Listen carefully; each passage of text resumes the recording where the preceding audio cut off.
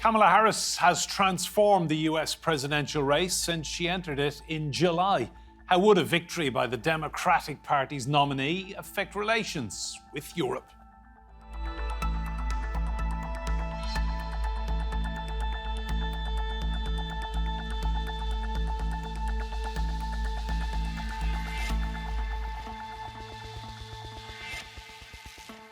Hello and welcome to Roundtable. I'm Enda Brady. Now, Kamala Harris had very little direct foreign policy experience before she became US Vice President in 2021. But she's made up for it since, and her time on Senate, Intelligence and Homeland Security committees gave her a unique insight into potential overseas threats. With Russia breathing down Europe's neck, how might policymakers here view a Harris presidency? In the week when Kamala Harris made history by becoming the first woman of colour to be nominated as a presidential candidate for a major US political party, Ukrainian troops were trying to consolidate a lightning strike across the border with Russia, a daring move they hope will turn the war in their favour. While foreign policy rarely determines the outcome of US presidential races, Russia's war on Ukraine is likely to be high on the list of priorities of whoever wins November's election. The transatlantic relationship has been a cornerstone of every US administration's foreign policy since World War II, and it is likely to remain so whether Harris or her Republican rival Donald Trump win. At the Democratic National Convention in Chicago, Harris vowed to advance US security and values abroad, indicating her dedication to foreign alliances. She drew a contrast between her policies and those of Trump when it comes to protecting the US allies. Trump, on the other hand, threatened to abandon NATO. He encouraged Putin to invade our allies, said Russia could, quote, do whatever the hell they want. 5 days before Russia attacked Ukraine, I met with President Zelensky to warn him about Russia's plan to invade. I helped mobilize a global response. Harris met Ukrainian President Volodymyr Zelensky at the Munich Security Conference earlier this year to reassure Ukraine and European allies that $60 billion of US aid was on its way, after it was delayed for months by Republicans in Congress. The Vice President also played a key role in working with German Chancellor Olaf Scholz to secure a delicately negotiated prisoner exchange with Russia. Another thorny issue confronting whoever wins November's election is that of Gaza. Israel's war against Hamas has been about the only thing that divides the Democratic Party lately, and those divisions were on full display at the convention in Chicago.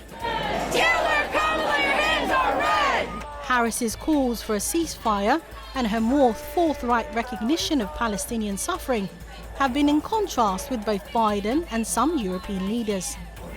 President Biden and I are working around the clock because now is the time to get a hostage deal and a ceasefire deal done.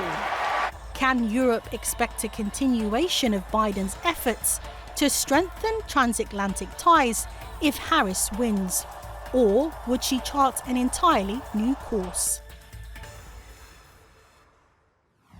Well, let's meet our guests. Elisabeth Braw is a senior fellow with the Atlantic Council's Transatlantic Security Initiative. It's part of the Scowcroft Centre for Strategy and Security. John Scardino is the spokesperson for Democrats Abroad UK, and Greg Swenson is chairperson of Republicans Overseas UK. You're all very welcome to Roundtable. Elisabeth, I'll come to you first. Do you get the impression that as November is creeping up quite quickly now, a lot of European leaders would actually welcome Kamala Harris more than a Trump 2.0 presidency? That is certainly the feeling one gets. And I have to say, as somebody who lived in San Francisco when she was district attorney and has seen her over the years, I have to say it's remarkable that now all of a sudden she seems to be the the front runner for president of the United States, and that most of that transformation has taken place in just the past few months. But what we saw a few months ago was a vice president who was not particularly confident when it came to foreign policy, and indeed with other parts of the world. And now we have seen this transformation where she seems to have a better grasp of the rest of the world, and indeed to the point where foreign leaders are saying, well, actually, this is somebody we can work with, and that's where we are at the moment. John, it's been a fascinating transformation because for 4 years, we've, certainly on this side of the pond, heard virtually nothing from Kamala Harris. Why was that? It's a combination of factors. Number one, the vice president's role is not like the chancellor's role in the UK or that kind of thing. It's a supportive role. She's not in the spotlight as much. And in particular, when she first came into office in 2020, you may remember that the U.S. Senate was split right down the middle, 50 Republicans, 50 Democrats. So she, as vice president, has the tie-breaking vote.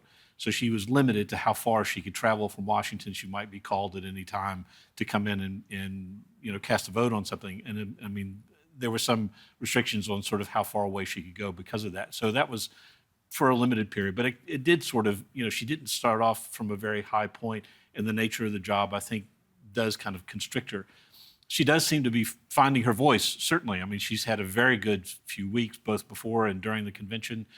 She seems very confident in the profile that she's projecting and some of the policies that she's beginning to roll out. You saw her economic outlines a couple of weeks ago, a few days before the convention. So it looks like she's really emerging in quite a strong way. You must be pleased. Yeah, very, very pleased. I mean, we like Joe Biden very much. We Democrats like Joe Biden. I think there was a lot of admiration for him as a president. I think he was very successful. And I think this is sort of the best of all worlds. I mean, she does, as Elisabeth was saying, she is quite capable on a number of levels. She's had some very good experience as Attorney General of California, as a former senator. She was a presidential candidate herself. She's still got some hills to climb in a number of ways. I'm sure we'll get into that as we talk. But I think she's been an incredibly appealing candidate, and I think somebody that, as you were saying, that Europeans, I think, will enjoy seeing emerge and will like what they see. Greg, Trump is your man. He had a big lead over Joe Biden, if we believe all the polls. Mm-hmm. And almost day by day, it's being chipped away by Kamala Harris. How worried are you? I'm not even sure it was chipped away. And it happened pretty quickly. As soon as she became the candidate and they kicked Joe Biden to the side of the road, she went right away up in the polls. She's campaigning without doing interviews, without doing press conferences. So it's all, they've kind of turned her into the next Barack Obama, campaigning on things like hope and joy and all these somewhat subjective things. So in many ways, we still haven't seen her yet. And I think, so there is a chance that will change. But these last 5 weeks have been nothing but perfectly executed by the Democrats and by the campaign. So right now, I think even in the first week, she caught right up to Trump in the polls. If anything, maybe the last 2 weeks, it's faded a bit, but not materially. So, she's doing well. And I think the Europeans don't know her like the Americans do, and that's probably a good thing. Most Americans will think about Kamala Harris as John pointed out, she was the tiebreaker in the Senate for 2 years. So she was the deciding vote on the two spending plans that no Republicans voted for, the American Rescue Plan and the Inflation Reduction Act. And then both of those are blamed for causing the inflation that's really hit American people, American workers especially. And then the last thing they'll probably remember for is more recently is covering up, like many Democrats did, covering up for Joe Biden, saying to the public that he was robust and he had great energy and he was traveling and his schedule was full, and then completely flipping in a very short amount of time. And I don't think that European viewers will get that. But those are the three things I think Americans will understand that Europeans will not. Okay, I just want to go back to John on that. Did she cover up for Joe Biden? No, I think I certainly always said that it was Biden's decision to make, and I couldn't get inside of his mind and determine whether it was a concern or not. He felt, and he said since then, he felt like he could have run and he could have won if he did win. But at the time, there was no committee or commission that was saying to him, this is something you need to step aside. There were advisors and a number of other political leaders who were giving them their opinion, but it was his decision to make in the end. So, Elisabeth, I have to say on that note, to us Europeans, even those of us who have lived in the US for a long time, it never ceases to baffle us how weak American political parties are. There's no party leadership that can sort of convene and say, well, you should not be the candidate this time, or you should be the candidate. It sort of happens by osmosis, by self-selected representatives, and somehow it still works for America, but it is baffling. Elisabeth, the one big concern for Europe when it comes to a new American president is security. We have war in Ukraine. What do you think Kamala Harris will do differently to the Biden administration? What's so fascinating about her is that she is not a foreign policy type or security policy type. She is clearly an expert on criminal justice, but foreign and security policy is very far from her expertise and indeed far from her comfort zone. So what she'll do is rely on staffers, and there is one staffer in particular who is very influential, but we still don't have a good idea of what she stands for, how she views NATO, how she views China, Russia, and so forth. She has essentially been saying many of the same things that Biden said, but he is a foreign policy expert. He has his mind made up, which he has been making it up over decades in the foreign policy field. With her, she can repeat various things that Biden has said and that the Biden-Harris administration has done, but what does she really believe? What does she stand for? What are her priorities? That is completely unclear, and so we'll have to resort to reading tea leaves spread out by her advisors. Greg, just on that, should we be concerned that there will be a reduction in support for Ukraine if Harris becomes president of the United States? No, I think quite the opposite. I think she said that during the convention last week. And Elisabeth's right. I mean, we haven't heard much about foreign policy from Kamala Harris over the years. Biden was the foreign policy person on the ticket. And I think that makes sense. I don't think there was anything wrong with keeping her on domestic issues. I don't know that there was a perfect place for her to operate. But, she's not the foreign policy person, so far so good. She's saying the right things about Ukraine. I think one of the concerns early on in the Biden administration was if Biden were to retire or die early, that was a big concern, that Kamala Harris had really all she cared about was, diversity, equity, inclusion, identity politics in the U.S. She was very much behind the protests, supporting the protesters in 2020. Especially during the riots. And I think that was a real concern in the White House. But I don't imagine she'll have difficulty catching up. I mean, George W. Bush had no foreign policy experience when he became president, so he picked a vice president who did. And I think that, this might be a weakness because Tim Walz isn't known as someone who has great foreign policy experience, but I think that it's not necessarily a requirement, and I don't think she's said anything particularly alarming so far. If anything, she's been supportive, very pro-European. She likes big state socialist type government. She believes in that. I'm not sure Biden believed in that. He just kind of went along with what his advisors were saying. But Kamala actually believes that stuff. So I think she's better matched up with Western European leadership than even Biden was, or surely even more than Barack Obama was.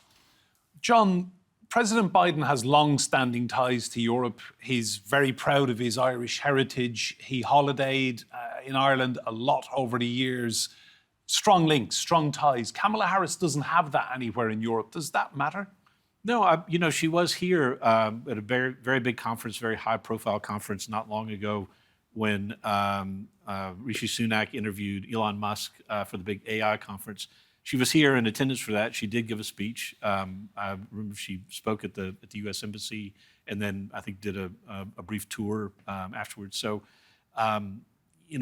she has been outside of the U.S. and has been in that role as vice president. So, I think I would agree with what Greg and Elisabeth were saying, that she will have an infrastructure in place, I think, that will be very supportive, and she's proven to be a quick learner, very shrewd, and I think very good at taking on a lot of data in a short period of time. So I think she will prove to be a very effective leader. So, Elisabeth, are we looking at a continuity candidate here where basically we're getting Biden light in terms of foreign policy? It seems like it, but again, we don't really know what she stands for.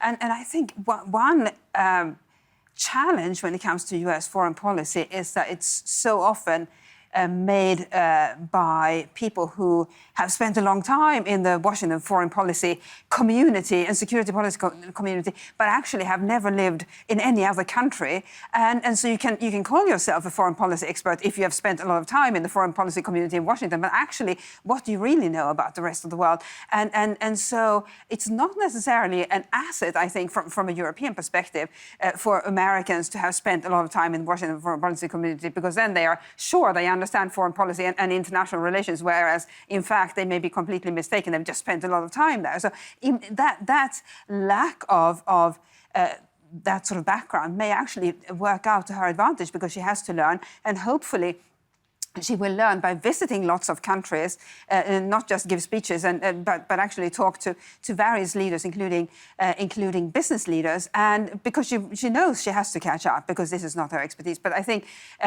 she's not going to do anything radically different from what Biden did, because he was a centrist to begin with, and he took he's still the president. He is taking, I think, reasonable decisions, and there is nothing objectionable really in his foreign policy, and so why change that course? Well, let's see what European leaders make of Kamala Harris. This was Germany's Chancellor Olaf Scholz speaking just a few weeks ago. I would like to make it clear that it would probably be difficult for all of us here in Germany to predict the outcome of the elections.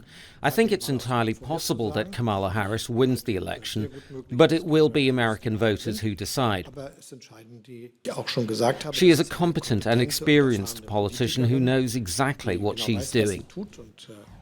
Greg, I'm curious as to what the average American thinks about foreign policy, because I'm guessing people care about the economy, jobs, what's in their bank balance at the end of the month, if anything. It varies over cycles, and this year it actually is much higher in terms of where it ranks for American voters. It's always the economy. This year it's the economy and inflation and the open border crisis, the fentanyl coming in through the border. But foreign policy is now polling at 40% as an issue, and typically it polls at 20%. So I think it is a much bigger deal. Every 16 or 20 years. Well, obviously the condition in the world, the war in the Middle East, the war in Ukraine, there was peace and prosperity 4 years ago. People are looking back at that fondly, and now we have all these conflicts. So of course, foreign policy has been elevated. And I think what you've also seen concurrent with that is defense cuts in the US, 3% per year for 3 years in a row. That should be troubling to Europeans, who are very much dependent on the U.S. in NATO. The U.S. is still 50% of NATO defense spending. And although many of the countries are now spending their 2% minimum, it's now 21 or 22 versus 11 a couple of years ago, 4 only 8 years ago. But you still have, with the exception of the UK, the big economies are not hitting their 2% target. France, Germany, and I know Spain is in there as well.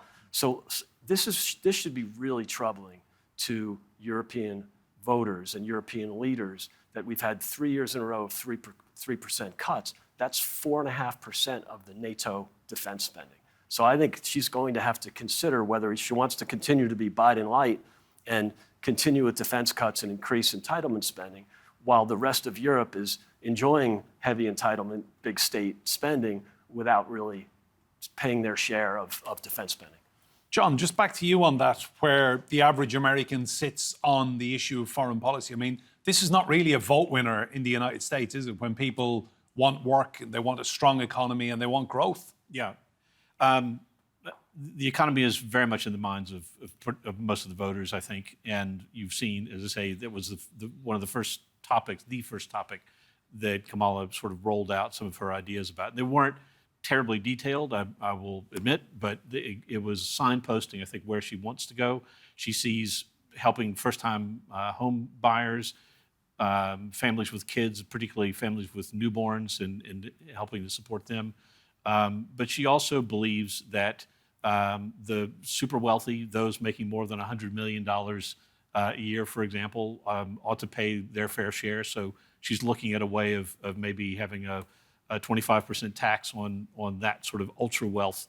So I think she's, it's a balance of both opportunity and accountability that she's looking to create to keep the American economy going, to make people safe and secure and create more opportunity as they go along. Elisabeth, you lived in the United States. What does the average American think of the relationship with Europe? Is it important for them when people are maybe struggling to pay mortgages and keep up with inflation? Having a president who gets on well with European leaders, is that in any way a priority for Americans? So I always think about my in-laws in Illinois and Idaho when I think about, what does Europe mean to the United States? Does it matter and so forth? So I always consult them, and yes, it does matter. And I think Americans, and there are two right here, but so I'm generalizing in the presence of two Americans, but my experience over many years in America is that Americans want that close relationship with Europe because you can have partners, you can have allies, but then you can also have friends, and that's what European countries are. And most Americans I've met over the years, including my in-laws, feel very strongly that Europeans are our allies, and we want to get along with them. Obviously, there will be disagreements, but the real constituency that has expertise on various other countries, I think, is too rarely consulted, are all the servicemen and women who have served in the U.S. Armed Forces in various countries, friendly and unfriendly countries, and they are sort of a fantastic glue that binds America together with its allies in particular, because they have lived in Europe, they live in various European countries, they've also lived in hostile countries, and they know these countries from the ground, as grassroots really, and they know the good aspects, the bad aspects, and they still like us. Just Greg, to you on that, what does Europe mean to you? Oh, I think there's great ties with, the West, let's call it, and obviously there's great ties with the United Kingdom, the special relationship. But yeah, I think there's still there's a lot of interest in maintaining these relationships and the friendships. We are all, for the most part, from Western Europe, or our ancestors in most cases were. So there is still that tie of keeping a strong Western civilization. I think that works. Elisabeth made a great point. The servicemen and women that have lived here, UK, Germany are the most obvious, that have lived on bases there. But that's a really great resource and a great strength for the relationship between the two continents, that's for sure. John, is there a feeling this is Kamala Harris's presidency to lose now? I think if you look at the poll numbers, Greg and I were talking about this earlier, that it's very close. As she said, and as Coach Walls said, her running mate, we got a lot of blocking and tackling out there to do. We still got a lot of work. It's 2 months. Anything can happen. There's 2 debates that are still scheduled between now and Election Day.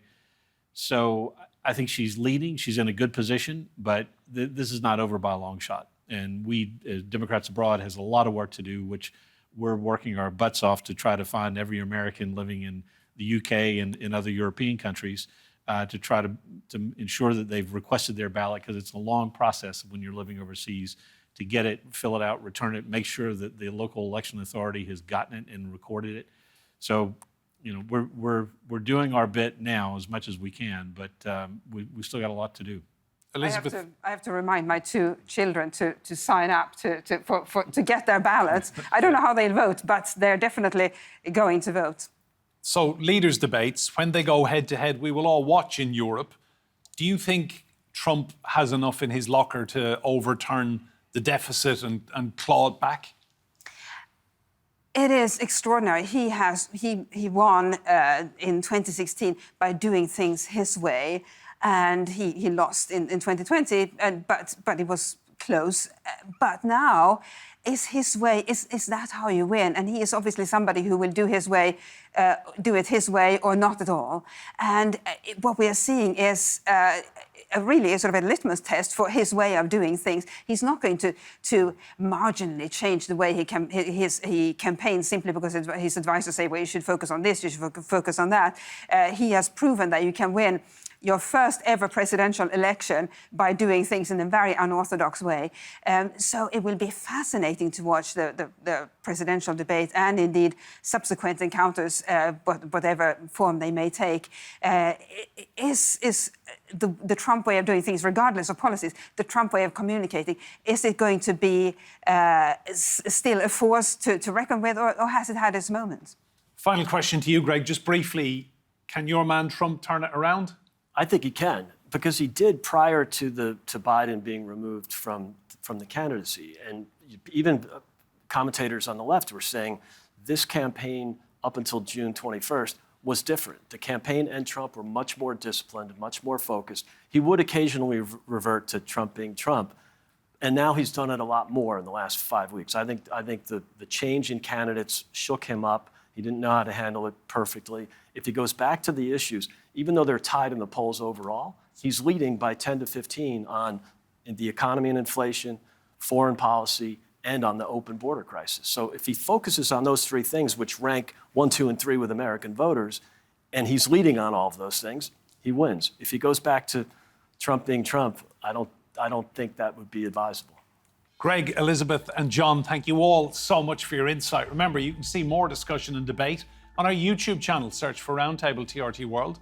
If you like what you see there, please do hit that subscribe button. But for now, from me, Enda Brady, and all of the team here, goodbye and thank you for watching.